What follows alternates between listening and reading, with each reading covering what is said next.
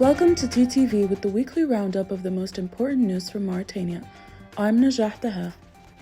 The 2024 annual report of Spain's National Security Agency has identified Mauritania as a critical departure point along the so-called Canary Route, one of the main pathways for irregular migration to Spain.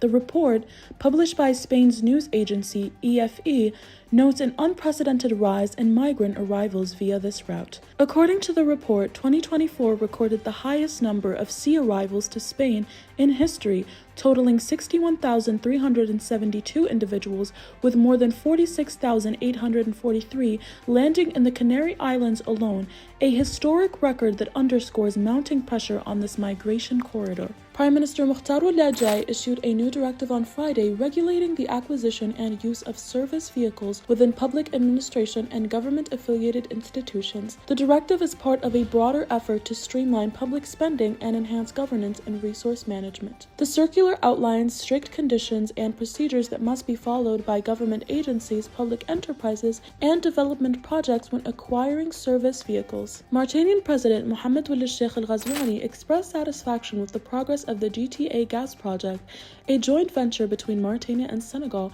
during a field visit to the project facilities. He described the terminal as a fully integrated liquefied natural gas complex and emphasized that entering the first operational phase officially marks both countries' inclusion among global gas producers. The president highlighted the complexity and efficiency of the operational system, noting that the project's completion required significant time and highly qualified technical and human resources. The African Development Bank has approved $18 million in funding for Mauritania's 3R water project, aimed at improving access to drinking water and sanitation services in rural areas affected by climate change and water scarcity. The project is co-financed by the Mauritanian government, which will contribute 12% of the total cost, exceeding $20 million. The initiative is expected to directly benefit over 450,000 people in the regions of Brakna, Tarant, and Adrar. The International Monetary Fund has commended Mauritania for maintaining fiscal discipline supported by ongoing structural reform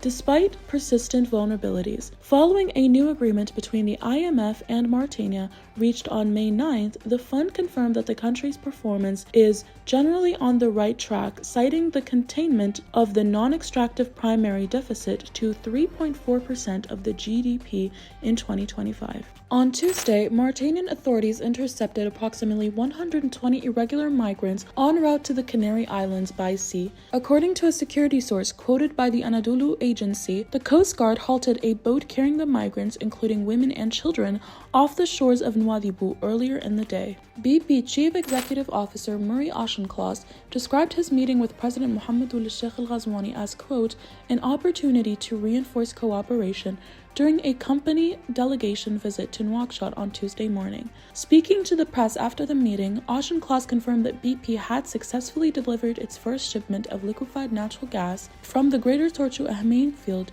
following a decade of joint development. He credited this milestone to the strong support provided by both Mauritania and Senegal.